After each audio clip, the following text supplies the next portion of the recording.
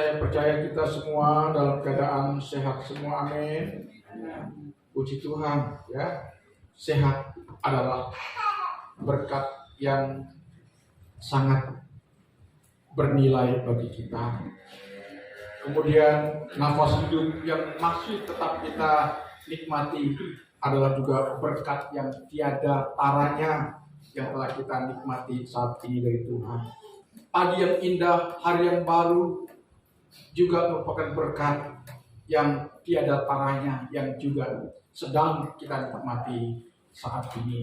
Bahkan saya percaya berkat penyediaan Tuhan yang baru hari ini telah Tuhan siapkan untuk kita nikmati. Katakan amin. Dan hari-hari ini kita sudah banyak dibekali oleh Tuhan bagaimana menjadi pribadi yang tangguh dalam menjalani hidup kekristenan kita. Sebab kalau kita tidak menjadi pribadi yang tangguh, maka kita akan terseret oleh masifnya pengaruh dunia yang ingin membawa kita mundur dari Tuhan dan hilang pengharapan dan kita gagal hidup di dalam rencana dan perkenanan Tuhan. Itulah sebabnya hari ini saya masih memberikan semacam bekal untuk kita agar kita tidak lagi menjadi orang Kristen yang ece-ece, agar kita tidak lagi menjadi orang Kristen yang biasa saja, tetapi kita akan menjadi pribadi yang strong. Katakan amin.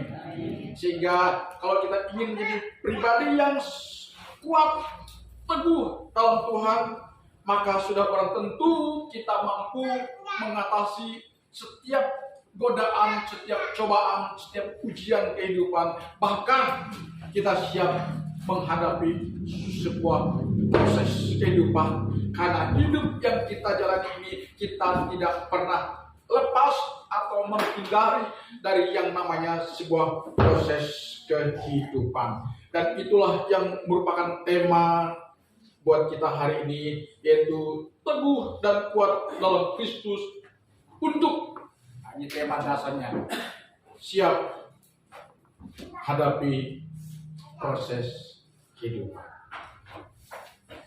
Siap menghadapi suatu proses kehidupan. Dalam Roma pasal 8 ayat 28, Alkitab mengatakan, sebab kita tahu bahwa Allah turut bekerja dalam segala sesuatu untuk mendatangkan kebaikan bagi mereka yang mengasihi Dia, yaitu mereka, saya dan saudara, yang terpanggil sesuai dengan rencana Tuhan. Dan Efesus pasal 4 ayat 1 sampai 2 berkata di sana, sebab itu aku menasihatkan kamu, aku orang yang dipenjarakan, ini Paulus memberikan nasihat kepada jemaat di Efesus, supaya hidupmu sebagai orang-orang yang telah dipanggil berpadanan dengan panggilan itu, hendaklah kamu selalu rendah hati, lemah lembut, dan sabar.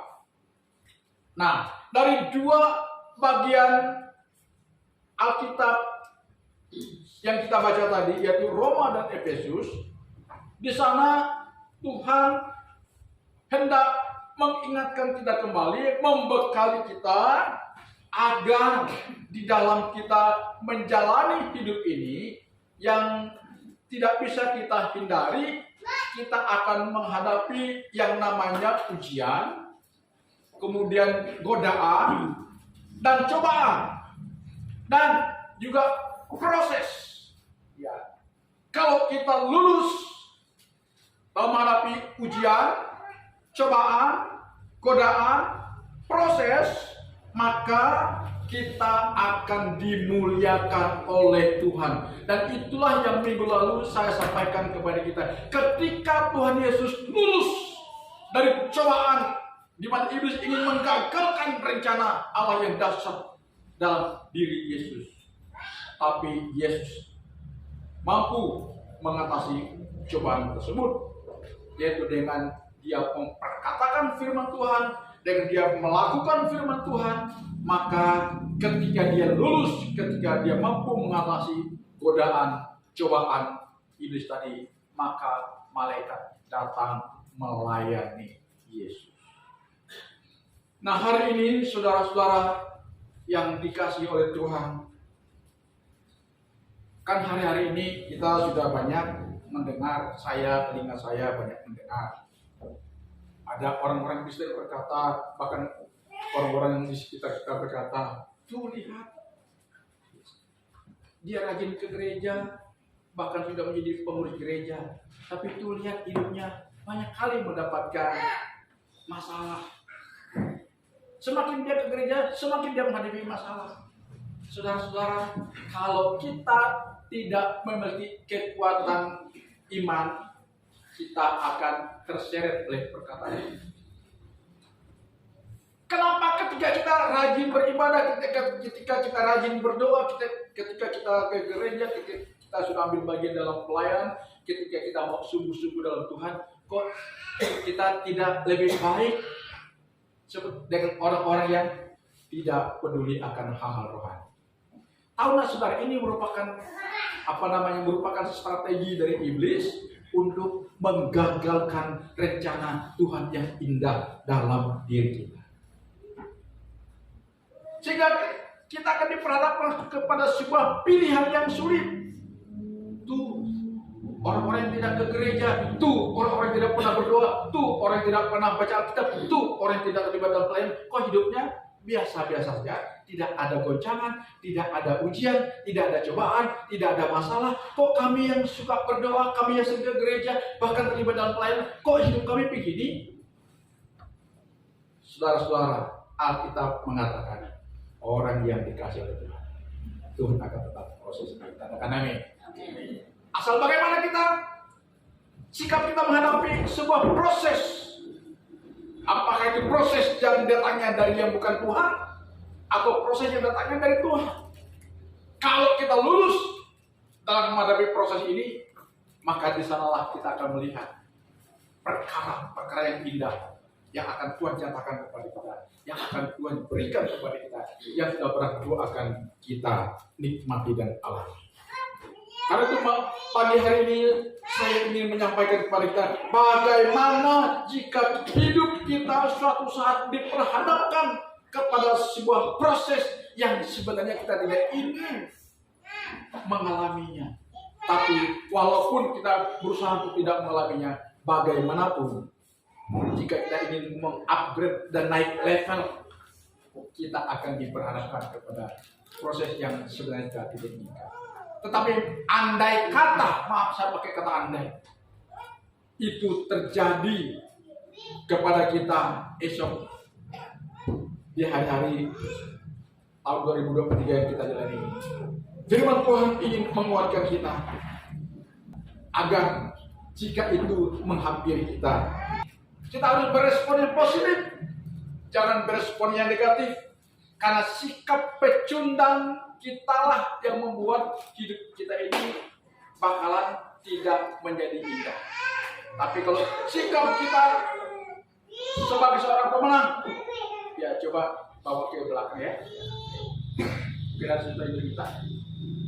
Ya. Kalau kita memiliki sikap pemenang, saya percaya jika keadaan yang tidak sesuai yang sedang kita alami, kita pasti akan mampu menghadapinya dengan sikap yang pertama, dengan rendah hati. Orang yang menyikapi setiap masalah, kesulitan, tantangan, cobaan, ujian hidup dengan rendah hati, seperti yang firman Tuhan katakan di dalam 1 Petrus pasal 5 ayat 6 berkata demikian, karena itu rendahlah dirimu di bawah tangan Tuhan yang kuat, supaya kamu ditinggikan pada waktunya. Dengan kerendahan hati kita menerima Tuhan, kenapa ini terjadi pada diriku? Tuhan, kenapa ini terjadi pada keluargaku? Tuhan, kenapa ini terjadi dalam perjalanan hidupku? Aku tidak mengerti Tuhan, tapi tolong Tuhan. Di tengah-tengah situasi yang sedang aku alami ini yang sangat tidak nyaman, tunjukkan apa maksudmu di balik peristiwa itu. Dengan kita berkata demikian, berarti kita memiliki sikap rendah hati, kita tidak menjadi kambing hitam. Kenapa peristiwa itu menghampiri kita? Coba kalau kita tidak menyikapinya dengan rendah hati, maka akan ada banyak efek dominonya yang negatif kepada orang lain. Kita akan salahkan si A, si B, si C, si D, dan seterusnya. Tapi kalau kita menyikapinya dengan rendah hati, kita berkata kepada Tuhan, kalau ini terjadi, tunjukkan kepadaku apa maksudnya, dan berikan aku kekuatan agar suatu saat aku bisa melewatinya dengan baik, sehingga aku tetap berkenan kepada Tuhan. Ini yang Tuhan mau. Dengan rendah hati menerima itu sebagai sebuah fakta kehidupan, lalu kita merendahkan diri kita di bawah tangan yang kuat, maka satu saat Tuhan akan memuliakan kita. Endingnya di sana. Setiap cobaan, setiap ujian yang kita hadapi dan kita menang atasnya, kita akan mendapatkan pemuliaan dari Tuhan kita yang kita sembah. Alkitab mengatakan ketika Yesus menang atas ujian dan cobaan, malaikat datang melayani. Dan kalau malaikat datang melayani kita, sudah berkali-kali saya sampaikan di sini, hidup kita akan berbeda. Katakan amin. Hidup kita pasti berbeda. Gak usah banyak doa, Tuhan berkati aku, Tuhan berkati aku, Tuhan berkati aku, limpahkan kemurahan-Mu kepadaku, anugerah-Mu kepadaku. Jika Tuhan sudah berkenan kepada kita, malaikat melayani kita, itulah berkat. Tanpa kita undang, berkat itu datang. Katakan amin. Haleluya. Haleluya. Itu yang dimaksudkan supaya kamu ditinggikan Tuhan pada waktunya. Dalam 1 Petrus 5 ayat 4. Dengan kita merendahkan diri kita di bawah tangan Tuhan, saat-saat kita menghadapi situasi yang tidak sesuai dengan harapan kita, kita tetap diminta oleh Tuhan menghadapinya dengan sikap rendah hati. Haleluya. Kemudian yang kedua, bagaimana jika hidup kita dihadapkan kepada sebuah proses? Bagaimana reaksi kita dalam menyikapi? Yang kedua, firman Tuhan mengatakan dalam Matius pasal 11 ayat 28 sampai dengan ayat 29 berkata demikian, marilah kepadaku semua yang letih lesu dan berbeban berat, aku akan memberi kelegaan kepadamu. Pikulah kuk yang kupasang dan belajarlah padaku, karena aku lemah lembut dan rendah hati, dan jiwamu akan mendapat ketenangan. Apa maksud ayat ini? Jika beban-beban kehidupan menghampiri kita, maka selain kita hadapi dengan sikap rendah hati, juga harus disikapi dengan sikap lemah lembut. Jangan marah-marah, jangan emosional, jangan menjadi tegang sehingga kita menjadi naik tensi kita. Ya, tapi firman Tuhan mengatakan disikapi dengan lemah lembut. Lemah lembut artinya kita tetap menerima apa adanya fakta kehidupan yang sedang kita hadapi. Kalau bicara tentang ujian, tentang godaan, kami sudah mengalami. Maka saya katakan ada banyak kawan-kawan seringkali bilang banyak sekali cobaan yang aku hadapi. Saya bilang bagi saya yang kamu alami sangat kecil dibandingkan dengan yang pernah kami alami. Kalau saya bersaksi mungkin saudara tidak percaya, tapi saya tidak akan menyaksikan. Tapi yang jelas saya bersama dengan keluarga sudah sangat kenyang dengan yang namanya ujian, cobaan, godaan, dan proses hidup yang kami alami dan hadapi. Dan kalau kami bisa seperti apa adanya kami hari ini, itu semua karena kami telah melalui semua proses itu, dan puji Tuhan, Tuhan memberikan kami kekuatan sehingga kami mampu mengatasinya. Dan puji Tuhan, kita tetap eksis. Katakan amin. Amin. Itu bukan karena kekuatan, itu karena ada sebuah pemberdayaan Tuhan kepada kami. Dan itulah yang dimaksud dengan kita ditinggikan pada waktu. Perhatikan jika kita menyikapi setiap keadaan dengan sikap rendah hati dan lemah lembut, maka apa yang terjadi? Yesus berkata, pikulah kuk yang pasang. Artinya setiap masalah, setiap ujian, setiap proses sebagai Tuhan mengizinkannya terjadi dalam hidup kita. Diizinkan oleh Tuhan. Dengan maksud apa? Dengan maksud untuk menaikkan level kita, menaikkan kapasitas kita, menaikkan kualitas kita. Itu tujuannya, saudara. Sebab tidak mungkin seseorang itu bisa naik levelnya, kualitasnya kalau dia tidak diuji terlebih dahulu. Saudara tahu ketika gadget atau HP kita diproduksi, itu diuji itu tingkat ketahanan dipanting. Ya, saya melihat di YouTube ada semacam proses bagaimana HP ini bisa di tangan kita. Itu sebuah proses yang luar biasa.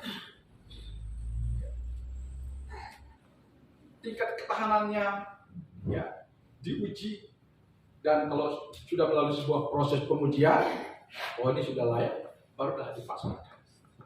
Dan produk yang kita gunakan sebagai produk yang berkualitas, memiliki standar internasional, makanya laku, laris manis. Kenapa? Karena dia sudah melalui sebuah proses yang sangat ketat dan luar biasa. Jadi hari ini kalau kita ingin hidup kita ini matang, berdaya guna, eksis, bernilai tinggi, maka kita harus menang dalam menghadapi setiap proses hidup. Ya, kan ada banyak orang hari-hari ini ingin yang mudah-mudah saja. Ya, karena sekarang kan sudah zaman instan. Orang maunya yang mudah. Dapat duit dengan cara yang mudah, kerja dengan cara yang mudah, hidup dengan cara yang mudah. Tidak mau menghadapi proses. Kalau orang tidak mau menghadapi proses dan tidak mau menjalani proses, jangan harap hidup itu endingnya adalah indah. Tidak ada keindahan tanpa ada sebuah proses yang kita alami. Tidak ada keindahan, tidak ada kemapanan tanpa kita siap melalui sebuah proses. Karena itu kita harus siap diproses. Meskipun sakit, hadapi dengan rendah hati. Meskipun rasanya kita tidak sanggup mengalami, tapi tetap kita bertahan dan kita harus menang atas itu. Karena endingnya kebahagiaan, sukacita dan kepuasan akan menghampiri kita. Haleluya, haleluya. Ayo adik-adik yang masih sekolah, jangan sekolah asalan. Sekolah itu berat. Ketika saya menyelesaikan S1 saya tahun 2015 yang lalu, saya banyak tidak tidur. Saya buat makalah, ya, buat buku-buku yang tebal, kita baca, kita ringkaskan menjadi beberapa halaman. Sakit memang, ya, tetapi ujungnya adalah ilmu yang kita peroleh. Beda dengan orang yang asal mengambil dapat gelar sarjana tapi malas belajar. Sarjananya memang oke, ijazahnya oke sarjana, tapi ilmunya kurang. Hari-hari ini ada banyak sarjananya ilmunya kurang. Hanya labelnya aja sarjana, tapi ilmunya kurang karena malas belajar. Tinggal kasih jangan nih buat skripsiku, nih buat makalahku. Dosen penguji tim gampang, silip aja uang-uang di halaman-halaman, silip aja. Silip 1.000, silip 50.000, udah lolos. Ya. Sarjana, wisuda, tapi ilmunya kawin-kawinan. Saya bilang sama teman-teman di Jakarta, jangan permalukan alma mater kita, institusi kita. Tunjukkan aura kesarjanaan. Jangan kamu mengantongi gelar sarjana, tapi kemampuan ilmu seperti orang yang sekolah tingkat dasar, ya kan? Malu-maluin. Lebih baik tidak sarjana, tetapi beraura sarjana. Saya katakan demikian. Ya, jadi kalau kita menghadapi sebuah proses dan kita lulus, hidup kita akan berkualitas. Katakan amin. Haleluya, haleluya. Dalam sebuah pekerjaan, meniti jenjang karir, kita juga harus diproses. Kalau kita lulus, kita akan menikmati hasilnya. Yang terakhir, saudara-saudara, bagaimana sikap kita bila diperhadapkan pada sebuah proses kehidupan? Maka selain tadi dengan sikap rendah hati, lemah lembut, yang ketiga kita lihat Yakobus pasal 5 ayat 7 sampai dengan ayat 8. Apa bunyinya di sana? Karena itu, saudara-saudara, bersabarlah sampai kepada kedatangan Tuhan. Sesungguhnya petani menantikan hasil yang berharga dari tanahnya, dan ia sabar sampai telah turun hujan musim gugur dan hujan musim semi. Kamu juga harus bersabar dan harus meneguhkan hatimu, karena kedatangan Tuhan sudah dekat. Ini berbicara tentang kesabaran. Tentang kesabaran. Saya pernah mengurus akte kelahiran, akte nikah, KTP, KK di Dukcapil sana. Sampai ada orang-orang yang bangga, aku tidak perlu antri, katanya. Aku langsung aja ke dalam. Saya bilang, saya kenal kok sama kepala kadisnya. Kadis Dukcapil ini saya kenal kok. Kenapa itu? Kalau saya mau, nanti ngomong aja ke kantornya. Bisa, saya bilang, kalau saya mau. Ini orang tidak mau menghadapi proses. Saya sebagai seorang warga negara, saya mau mentaati sebuah aturan, saya bilang itu. Harus antri sesuai dengan aturan. Saya ikut cara yang standar lah. Kalau saya mau, saya bilang gagah-gagahan. Saya lebih daripada kamu. Dia orang jalan sepeda, saya kenal orangnya. Cuma besar mulut. Ya, bisa orang itu bisa mulut. Saya bilang kalau saya mau saya bisa. Tapi saya tidak mau. Nanti orang tahu saya ini siapa. Kok tidak memberikan contoh? Saya tetap ikut sebuah proses. Kan? Ya, itu proses pemulihan. Kan itu aturan, saudara-saudara. Sabar. Nanti antrian dipanggil lagi. Nomor sekian. Nah, kita jalan gitu ya. Sabar. Setelah sampai kepada giliran kita, ya kita merasa pulang, saudara. Kita sudah ikuti aturan. Coba kalau kita melanggar aturan. Saya pernah makan undangan di salah satu hajatan. Wah, berdesak-desakan loh. Saya lihat ibu-ibu, maaf ya, ibu-ibu kerudung. Itu lagi itu udah nyalip-nyalipnya. Terus sampai di tempat